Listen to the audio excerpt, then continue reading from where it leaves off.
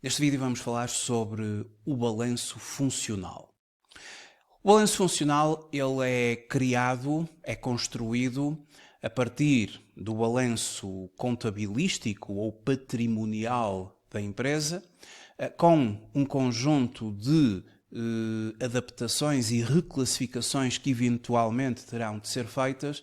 Neste vídeo vamos ver de uma forma geral o que é um balanço funcional e quais são os indicadores que nós podemos avaliar a partir da análise do balanço funcional.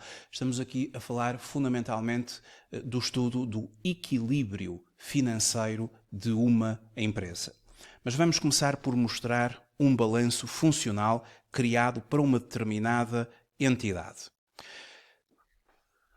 O balanço funcional de uma determinada entidade ele pode ser descrito da seguinte forma. Em primeiro lugar, o balanço funcional identifica para uma determinada data, nomeadamente esta data que nós aqui temos, imagine-se 31 de dezembro de um determinado ano, as aplicações e os recursos associados aos ciclos financeiros de uma empresa. O ciclo de investimento, o ciclo de exploração e, por fim, o ciclo de caixa. Os três ciclos da entidade. Este balanço funcional ele tem como grande objetivo avaliar se uma empresa está ou não está a cumprir com a regra de ouro do equilíbrio financeiro. E essa regra de ouro do equilíbrio financeiro, ela determina que os ativos correntes ou de curto prazo, eles devem ser financiados por capitais de curto prazo. Isto vai ser aferido através da avaliação das necessidades de fundo maneio. E os ativos não correntes devem ser financiados por capitais permanentes ou capitais estáveis. Isso vai ser avaliado através de um indicador chamado fundo de maneio funcional. Vamos começar agora a fazer uma leitura deste balanço e a explicar estas regras de ouro do equilíbrio financeiro. Uma determinada entidade, à data 31 de dezembro do ano de 2023, apresenta um capital próprio de 113.879,69, valores em euros, e capital alheio estável, dívida, de 210.500 euros. Capital alheio estável é dívida de médio e longo prazo. Estas são as duas fontes de financiamento da empresa, de médio e longo prazo. E por isso estas duas fontes de financiamento, quer através de capitais próprios, quer através de recurso à dívida, mas dívida de médio e longo prazo, é aquilo a que se denomina pelos capitais permanentes no balanço funcional. Ora, dentro deste enquadramento de médio e longo prazo, seguidamente surge-nos o conjunto de ativos não correntes, nomeadamente os ativos fixos tangíveis, os ativos intangíveis e investimentos financeiros, ativo não corrente, também ativo de médio e longo prazo.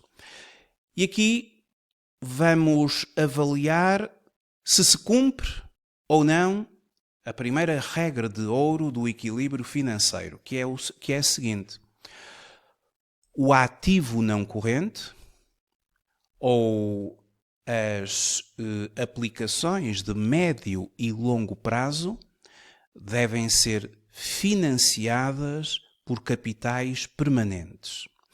Isso significa que se os capitais permanentes forem superiores ao ativo não corrente ou às aplicações fixas líquidas, este ativo não corrente, ao ser nomeadamente composto por ativos fixos tangíveis e ativos intangíveis, eles vêm já deduzidos das depreciações e das amortizações. E por isso são aplicações fixas líquidas. E se de facto os capitais permanentes cobrirem o ativo não corrente, gera-se um fundo de maneio funcional positivo, que é o que está a acontecer com esta empresa. Porque os capitais permanentes totalizam 324.379,69 e o ativo não corrente, aqui nesta empresa fundamentalmente constituído por ativos fixos tangíveis e ativos intangíveis, de 146.250, já líquidos deduzidos, como disse, das depreciações nos ativos fixos tangíveis e das amortizações nos ativos intangíveis. Gerou-se assim uma diferença positiva, que é o fundo de maneio funcional. E quando se gera uma diferença positiva, gerou-se ali uma almofada para que efetivamente se possa ter uma robustez aqui no âmbito do ciclo de investimento da empresa para poder fazer face ao ciclo de exploração, que é o próximo que vamos analisar. Mas antes de o analisarmos, tira-se as seguintes conclusões. Quando o fundo de maneio funcional é positivo, porque os capitais permanentes são superiores ao ativo não corrente, isto indica um equilíbrio financeiro a médio e longo prazos. Se o fundo de maneio funcional for negativo, ou seja, se os capitais permanentes constituídos por capitais próprios e dívida de médio e longo prazo forem inferiores aos ativos não correntes, isto indica um desequilíbrio financeiro a médio e longo prazo. E esta é a primeira avaliação que nós fazemos numa análise ao balanço funcional. A área do investimento, o ciclo do investimento, com recursos de médio e longo prazo versus as origens dos capitais, também de médio e longo prazo, constituídas pelo recurso aos capitais próprios da empresa e à dívida estável de médio e longo prazo. Seguidamente, a análise do fundo de maneio funcional, que é o primeiro grande indicador aqui do balanço funcional da empresa, segue-se o chamado ciclo de exploração da empresa. E no ciclo da exploração da empresa vamos ter o seguinte: vamos ter um conjunto de ativos afetos à exploração, mas de curto prazo, chamados correntes, ou seja, que se espera vir a ser transformados em dinheiro ao longo dos próximos 12 meses, à data de relato. E nestes ativos temos os inventários, os clientes, os adiantamentos a fornecedores, o Estado e outros entes públicos quando se trata de impostos a receber, estamos a falar de ativos da exploração, outros devedores eventualmente da exploração e, no âmbito do pressuposto do acréscimo, os diferimentos ativos da exploração. Este conjunto são as chamadas necessidades cíclicas, ou também os ativos operacionais. E vamos contrapor estas necessidades cíclicas, e chamam-se necessidades cíclicas, porque os meus inventários estão em armazém à espera de ser vendidos. Os valores de clientes são dívidas dos clientes que eu aguardo que me venham a pagar e, portanto, quando eu concedo crédito a um cliente, esta empresa concede crédito ou tem dívidas de clientes a 31 de dezembro de 68.880, isto é dinheiro que está na parte dos clientes. E estamos à espera de receber este valor. E enquanto não recebermos este valor, ou enquanto não vendermos os inventários, ou enquanto não recebermos os impostos do Estado, quando, nomeadamente, um IVA a recuperar, do qual pedimos um reembolso, por exemplo, é dinheiro que está nas mãos de terceiros. E, portanto, isso vai gerar para a minha empresa necessidades cíclicas. Por outro lado, ou contrapondo com isto, nós temos aqueles financiamentos que conseguimos obter também no ciclo de exploração e de curto prazo.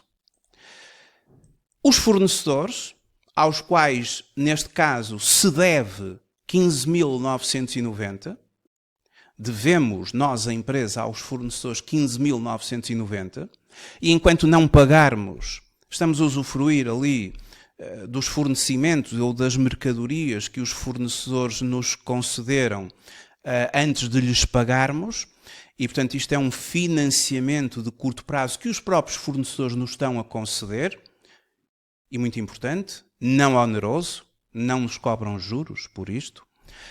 Os adiantamentos de clientes, dinheiro que veio dos clientes e que ainda não lhes fornecemos as respectivas mercadorias. Os impostos a pagar ao Estado, há um prazo para se fazer o pagamento. Se estamos no dia 31 de dezembro de 2023, significa que eu tenho aqui 37.081,56 euros de impostos a pagar. Será um IVA a pagar? Será as retenções do IRS do processamento de salários de dezembro a pagar até ao dia 20 do próximo mês de janeiro de 2024? Será eventualmente o IRC estimado para o período? Será a segurança social dos trabalhadores e a parte patronal apurada em dezembro, do processamento de salários de dezembro, mas que só vou pagar até 20 de janeiro do próximo ano? E, portanto, no dia 31 de dezembro é um valor que tenho em minha posse, que está a financiar a minha atividade. E enquanto não pagar os valores, é dinheiro que está do lado de cá, só que, claro, em relação ao Estado, temos prazos a cumprir e se não cumprirmos com esses prazos, haverá juros e pagamento de coimas e multas. De qualquer forma, enquanto os prazos não estiverem prescritos, não chegar o dia 20 do próximo mês, ou não chegar o dia 25 do segundo mês seguinte, em relação ao IVA, são recursos cíclicos que nós possuímos. E a diferença entre as necessidades cíclicas e os recursos cíclicos é aquilo a que se denomina por necessidades de fundo de maneio. As necessidades de fundo de maneio resultam da diferença entre as necessidades cíclicas e os recursos cíclicos.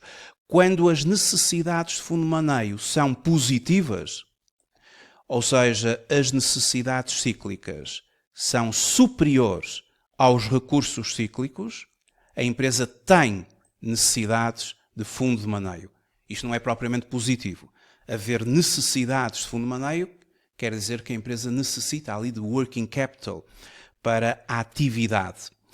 E relativamente aqui às necessidades de fundo de maneio, gostaria de referir o seguinte. Quando as necessidades de fundo de maneio são positivas, é porque existem necessidades de fundo de maneio. Isto indica uma exploração deficitária em recursos. E aqui a atividade da exploração necessita de ser financiada. E muitas vezes é preciso negociar com os clientes de forma a que paguem mais rápido, ou negociar com os fornecedores de forma a que nos concedam prazos de pagamento mais dilatados, para nós termos ali um capital circulante que possa efetivamente financiar a atividade da exploração ou operacional da empresa. Caso as necessidades de fundo de maneio sejam negativas, ou seja, quando é que as necessidades de fundo de maneio são negativas?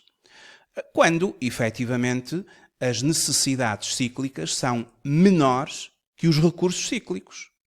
Logo vai dar ali um valor negativo, significa que não há necessidades de fundo de maneio. Antes, pelo contrário, há um superávit.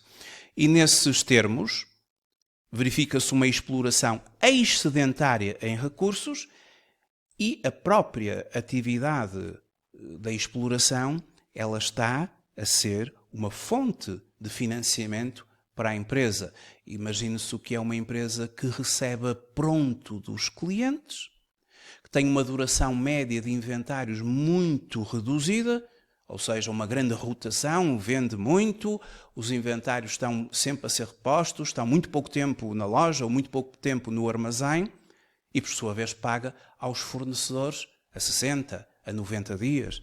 Essa empresa, de certo, que não vai ter necessidades de fundo de maneio. Antes, pelo contrário, vai haver uma fonte de financiamento que os próprios clientes vão injetar na respectiva empresa porque estão a pagar a pronto. Ou seja, eu recebo antes dos clientes e pago depois aos fornecedores naquilo que é a atividade da exploração. E, finalmente, no balanço funcional, nós vamos ter o último ciclo, que é o ciclo de caixa. Tivemos o ciclo de investimento, cujo indicador foi o fundo de maneio funcional, em que pretendemos que sejam os capitais permanentes superiores ao ativo não corrente, para que o ativo não corrente esteja a ser financiado completamente por capitais permanentes, ainda reste para injetar, entre aspas, na atividade da exploração. Já na atividade da exploração, gostaríamos também que se verificasse uma regra de ouro do equilíbrio financeiro, em que os ativos correntes estariam a ser financiados pela dívida igualmente corrente. E agora estamos perante o ciclo de caixa, ou o ciclo das operações de caixa, assim melhor dizendo. Este ciclo ele pode ser calculado de duas formas. Nós podemos calcular a tesouraria líquida de uma empresa recorrendo simplesmente à diferença entre o fundo de maneio funcional do ciclo de investimento e às necessidades de fundo de maneio. E desta diferença, se resultar um valor positivo, temos uma tesouraria líquida positiva. Se resultar um valor negativo, teremos uma tesouraria líquida negativa. Nesta empresa, por exemplo, como o fundo de maneio funcional é de 178.129,69 e as necessidades de fundo de maneio apenas 55.227,19, o fundo de maneio funcional menos as necessidades de fundo de maneio dá um valor positivo em 122.902,50. Esta empresa tem uma tesouraria líquida positiva. É uma tesouraria líquida até ativa. Esta é uma forma de se calcular a tesouraria líquida. Outra forma é através do desdobramento dos itens que fazem parte da tal tesouraria, nomeadamente o caixa e depósitos bancários, os ativos financeiros detidos para negociação, os outros ativos financeiros, tudo de muito curto prazo e com muita liquidez, nomeadamente caixa e depósitos bancários, 122.902,50, é aquilo que se chama a tesouraria ativa. Já a tesouraria passiva são os financiamentos obtidos de curto prazo, são as dívidas a fornecedores já vencidas, já não tenho mais prazo, tenho que pagar rapidamente, são os dividendos a distribuir e outros credores extra a exploração. Isto faz parte da tesouraria passiva. No caso desta empresa não tem ali qualquer valor. Logo só tem tesouraria ativa e são precisamente os mesmos 122.902,50 que pode ser calculado pela diferença entre a tesouraria ativa e a tesouraria passiva, é a segunda forma de cálculo, ou simplesmente pegando no fundo de maneio funcional e subtraindo as necessidades de fundo de maneio será exatamente duas formas distintas de calcular o mesmo valor, que é a tesouraria líquida, neste caso é ativa. Esta empresa apresenta um fundo de maneio funcional positivo, equilíbrio de médio e longo prazo. Esta empresa tem algumas necessidades de fundo de maneio, todavia inferiores ao fundo de maneio funcional, o que provoca que a tesouraria, ou que conduz a que a tesouraria da empresa seja ativa, revele equilíbrio financeiro de curto prazo. 122.902,50. Todavia, podemos ver aqui outros cenários, outros balanços funcionais de outras empresas e até empresas de muito maior dimensão do que esta que acabamos agora de ver. Veja-se, por exemplo, uma empresa que nos apresenta um fundo de maneio funcional de 117.918.538,90, que entre as necessidades cíclicas e os recursos cíclicos, sendo as necessidades inferiores aos recursos, há necessidades de fundo de maneio, 129.210.969,50, e a diferença entre o fundo de maneio funcional e as necessidades de fundo de maneio, 247.129.508. Isto porque a empresa não tem necessidades de fundo de maneio. Porquê? Porque 20.133.362,91 menos os recursos cíclicos vai dar um valor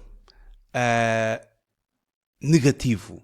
Ou seja, esta empresa simplesmente não tem necessidades de fundo de maneio.